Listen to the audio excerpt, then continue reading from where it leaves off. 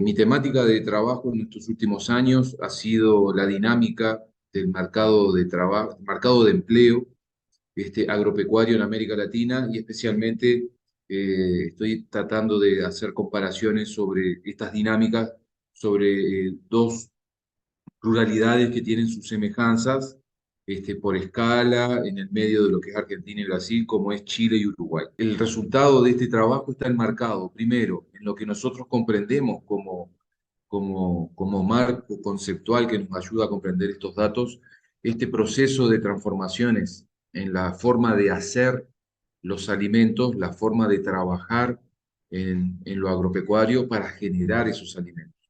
Y estas formas de hacer han ido cambiando en los últimos 20 años con absoluta claridad.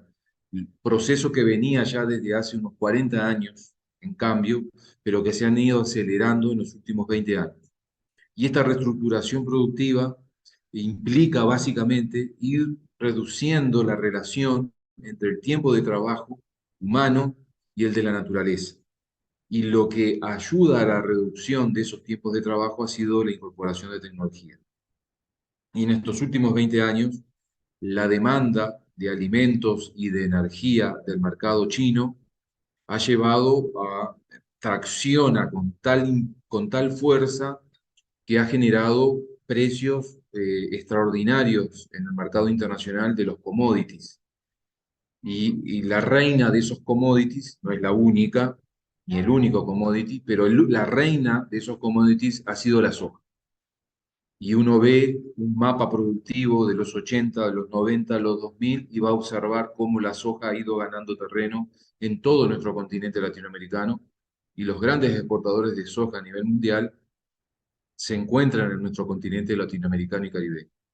Y estos cambios en la producción y la demanda que China ha tenido de alimentos y energía, perdón, ha implicado también cambios en el modelo de empleo. La forma de hacer estos alimentos en el mundo agropecuario implica también cambios en la forma de empleo. Y ha ido cambiando este modo tradicional, diríamos, entre comillas, taylorista de las primeras décadas del siglo XIX, de organización del trabajo en ese formato, diríamos, taylorista-fordista, y comienza a emerger, y se van a ver en los datos, la terciarización y el aumento de los servicios en el mercado laboral agropecuario. El concepto con el cual nosotros trabajamos de informalización, que es uno de los objetivos de esta investigación que llevamos adelante y la queremos compartir con ustedes, es que en este marco de cambios y de transformaciones en el proceso de trabajo, hay una de sus dimensiones que se manifiesta en la desestructuración de la protección social de los trabajadores asalariados, o por lo menos para la gran mayoría de estos trabajadores.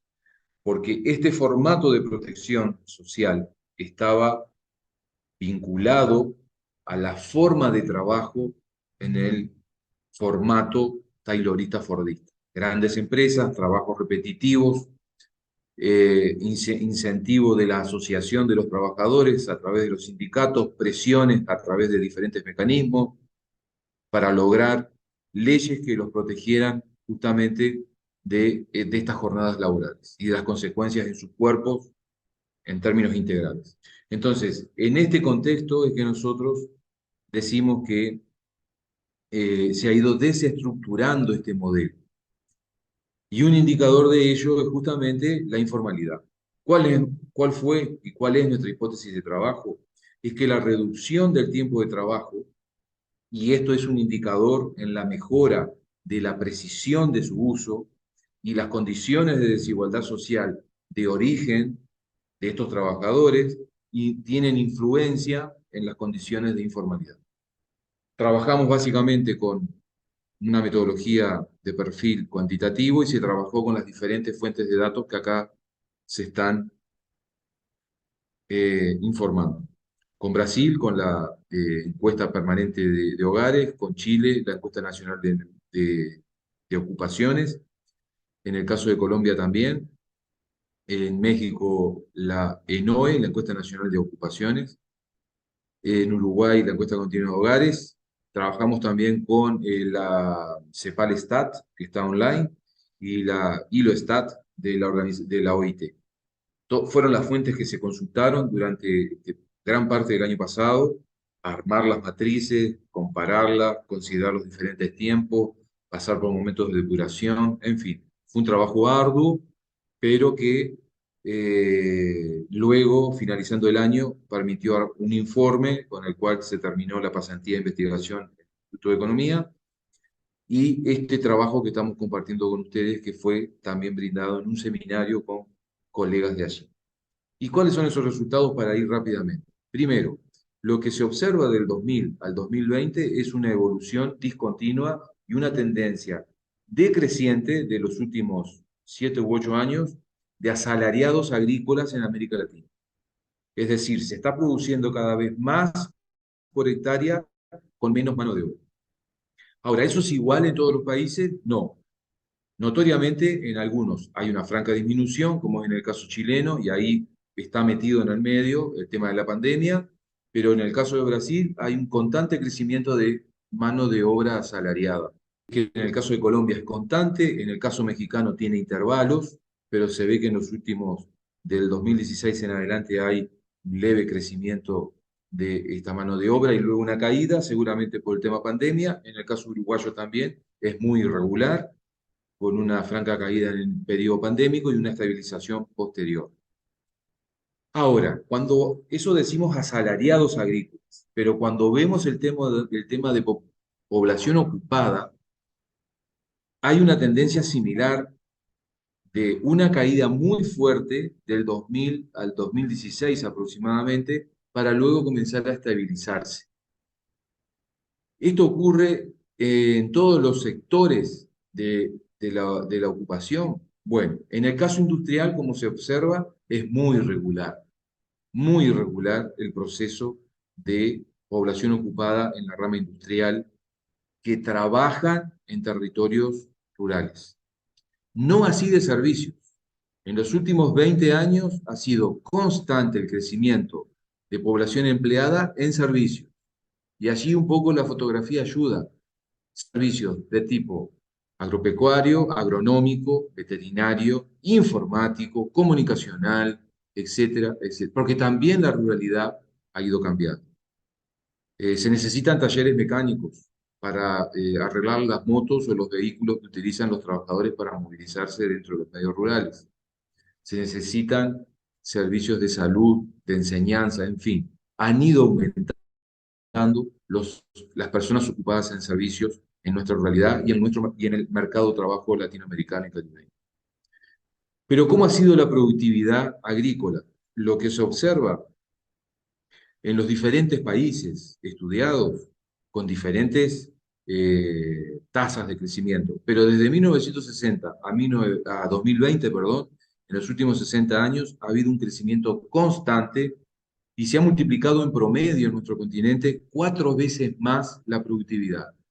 Y en los últimos 20 años se observa que el crecimiento ha sido constante en intensidad, en intensidad y como se observaba, cada vez con menos gente trabajando, ocupada en tareas agropecuarias. Evidentemente, hay un fuerte cambio tecnológico en la producción de alimentos.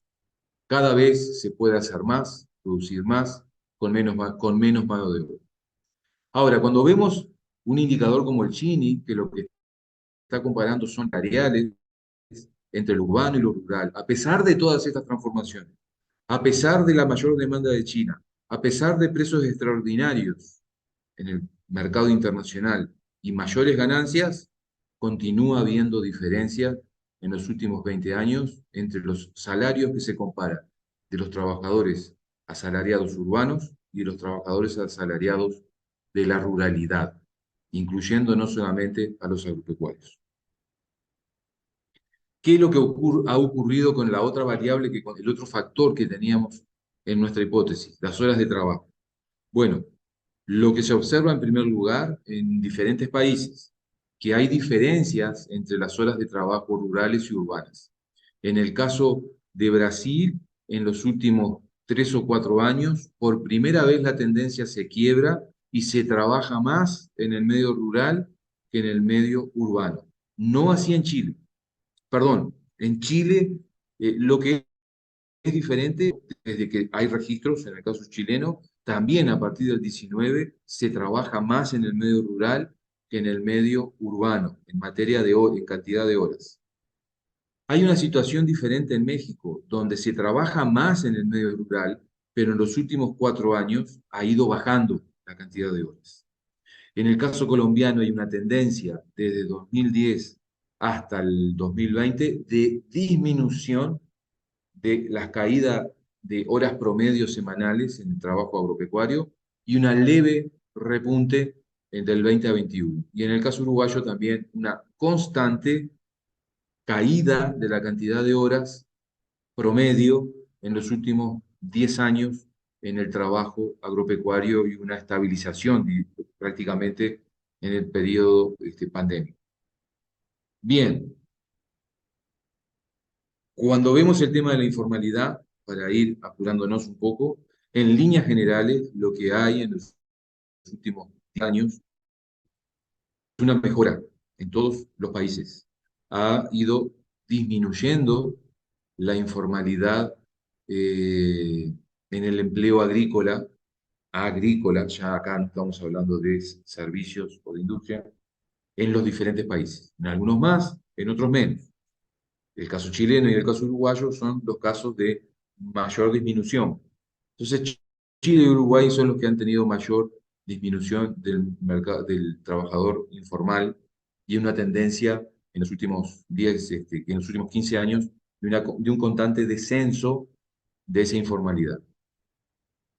Bien, ¿cómo podríamos comprender, y acá quiero ir no rápido, pero no detenerme con mayor tiempo, porque los modelos que utilizamos, el que mejor se ajustó fue este de corte cuadrático, en términos de cómo tiene movimientos diferentes la relación entre informalidad y, y esta variable creo que es índice de Gini, y el Gini, sí, entre informalidad y Gini. Entonces, ¿cómo hay una diferencia? En la medida que aumenta el Gini, hay un momento en el cual aumenta el Gini y va aumentando en la informalidad, y en otro momento va disminuyendo el Gini y comienza a disminuir también la informalidad. O sea, no hay una relación lineal. Eso es lo primero que llamó la atención. No es que aumenta el Gini y va a aumentar la linealidad, y va a aumentar, perdón, la informalidad. Hay un momento en el cual esa relación se quiebra y disminuyen los dos. Aumentan, disminuyen. Y hay una situación contraria en el caso de informalidad con las horas de trabajo. En la medida de que estamos con 44 horas semanales y en los diferentes países que van logrando disminuir esas horas de trabajo, observen cómo disminuye la informalidad, pero en algunos países luego también repunta. Entonces hay comportamientos diferenciados, no lineales. Entonces, pensando juntos, ¿qué es los resultados finales de esta primera etapa nos van mostrando? Primero, que la evolución de los asalariados agrícolas ha sido irregular en el continente latinoamericano. Ha crecido en los primeros 15 años en un contexto de fuerte demanda por commodities del mercado global, de China especialmente, y en los últimos años un descenso, más allá del periodo pandemia, hasta el 20 por lo menos. Obviamente, el periodo pandémico tiene una influencia muy fuerte en ese sentido. Lo que se observa es disminución de las ocupaciones, crecimiento de los servicios y una dinámica muy variable de las ocupaciones industriales. Un tercer elemento es el crecimiento de la productividad agrícola. La media de nuestro continente ha sido de 4 veces, y en el caso brasileño, que es una excepción, ha sido de 7 veces. 7 veces más se produce en Brasil en 2020 con relación a 1960, y el continente en promedio 4. Disminuyen asalariados en líneas generales, aumenta la productividad por 4 en nuestro continente, aumentan los las ocupaciones de servicios, se mantiene estable las industriales, o mejor dicho, irregulares, y disminuyen las ocupaciones agrícolas. La desigualdad de los ingresos, según el Gini, tiende a disminuir un poco la jornada de trabajo, pero también tiende a disminuir en la mayoría de los países, con la excepción de Brasil, que en la medida que ha aumentado la desigualdad, también aumentó la jornada de trabajo. Entonces, lo que ve el peso que tiene Brasil, en nuestro continente, sin duda que lleva a esos comportamientos irregulares del contexto general. La informalidad tiende a disminuir en los primeros 15 años y vuelve a crecer en estos últimos 4 años. Y en el caso de Brasil, de Colombia y de Uruguay, la mayoría de las mujeres trabajan en situación de informalidad agrícola. No así de Chile, no así de México, que son varones. Y ya terminando, la producción agropecuaria presenta sus particularidades, más allá de las transformaciones tecnológicas que han disminuido la relación cada vez mayor del tiempo de trabajo de la naturaleza en la generación de un producto alimenticio o de energía y el tiempo humano para generar esa mercadería con la tecnología de por medio. El paradigma actual de estos últimos años, último lustro, considera la producción de precisión como uno de sus objetivos. Y la producción de precisión, que implica procesos informáticos, procesos cognitivos en la generación de estas mercaderías de mucha precisión en el sentido de, por ejemplo, lo que se llama, y ya se conoce, ¿no? De hace ya mucho tiempo, se le denomina así, ¿no? Las máquinas que siembran a precisión, colocando la semilla en el punto justo ideal ya calculado previamente. Sistemas de riego de precisión, producción de semillas con la precisión adecuada, las dosis precisas de fertilizante y se procura bueno, de los químicos para matar las malezas y demás. Todo este, diríamos, nuevo modelo y paquete tecnológico también demanda un trabajo de precisión. Entonces, se comienzan a observar movimientos coordinados que están influenciando la informalidad, una informalidad en primer lugar estructural por parte del propio proceso productivo que exige precisión en la jornada de trabajo.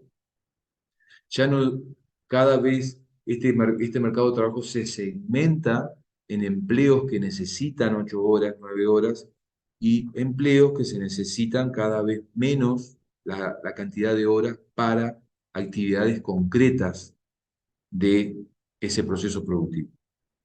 Y en segundo lugar, la matriz sociohistórica de la sociedad en la cual se desarrolla este paradigma de la precisión del trabajo y de la producción.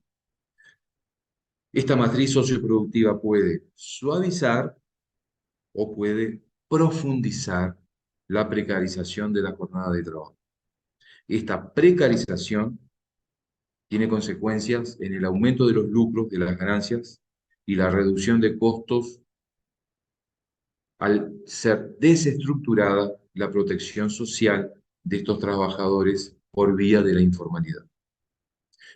Y hay algunos autores que plantean que no necesariamente ser un trabajador formal implica ganancias para ese trabajador. Entonces, considerando estos elementos últimos, la agenda de investigación nos presenta nuevas preguntas. ¿Qué ocurrirá con el desfinanciamiento de la seguridad social? Con las dificultades en garantizar derechos a los trabajadores, derechos sociales. Estamos hablando de empleos precarios o de precarios empleos. Es un empleo precario el que estamos observando que va a desarrollarse segmentadamente en un mercado de trabajo continental, o son precarios los empleos que están ahora este modelo generando, como se puede observar a veces en el mundo urbano con los famosos delivery. Las diferencias generacionales. Esto implica que los más viejos trabajadores se apropian de un bienestar conquistado en un modelo anterior y los más nuevos que comienzan a ingresar no van a tener, no van a captar ese bienestar. En definitiva, ¿qué es la ruralidad hoy al incorporar estas dinámicas actuales?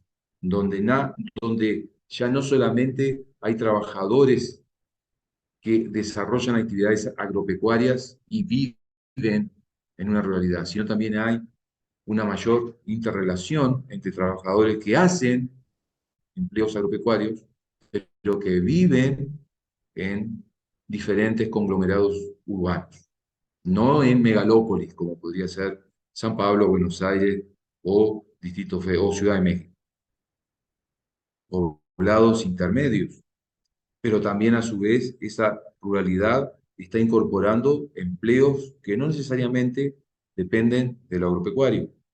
Por lo tanto, esta agenda de investigación se enriquece y evidentemente el otro tema transversal es la disparidad, la desigualdad de género, como se veía.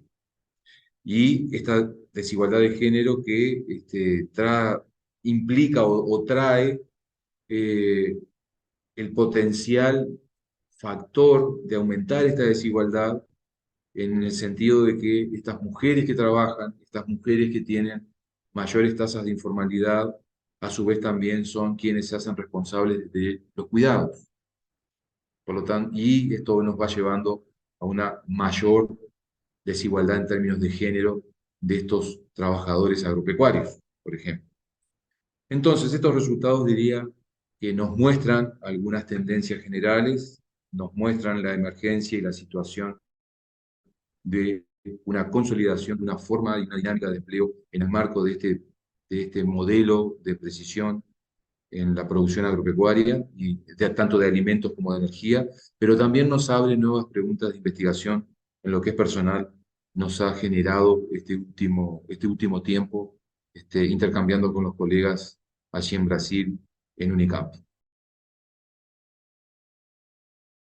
Yo pensaba encontrar un aumento de la informalidad y sinceramente me llamó la atención la disminución de la informalidad. Sinceramente pensaba que iba a encontrar un aumento y en América Latina toda viene disminuyendo el trabajo informal. Entonces pero por otro lado, en todos los países uno encuentra diferentes reformas a la protección social del trabajo, diferentes leyes. Y uno, evidentemente, cuando investiga en la bibliografía y otros trabajos de colegas, más allá de por eso yo mencionaba al final que pesa mucho la matriz sociohistórica en cada país. Esa matriz sociohistórica puede o profundizar las condiciones de precariedad del trabajo o pueden amenizar, pero está claro que hay una asociación entre esta desprotección, esta forma de reorganizar el empleo con este formato de trabajo.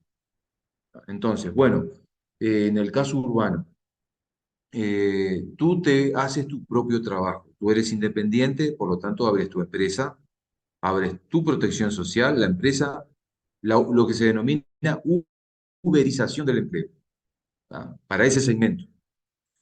¿Cómo sería antes en el modelo taylorista fordista? Bueno, una empresa que tiene 300 motos, 200 bicicletas, contrata 300 trabajadores para moto, 200 trabajadores para bicicleta, tu turno es tal, ¿tá? Este es tu turno, este es tu día libre, tus vacaciones pagas, si el sindicato lo logra, etcétera, etcétera, etcétera. Ese sería el modelo taylorista.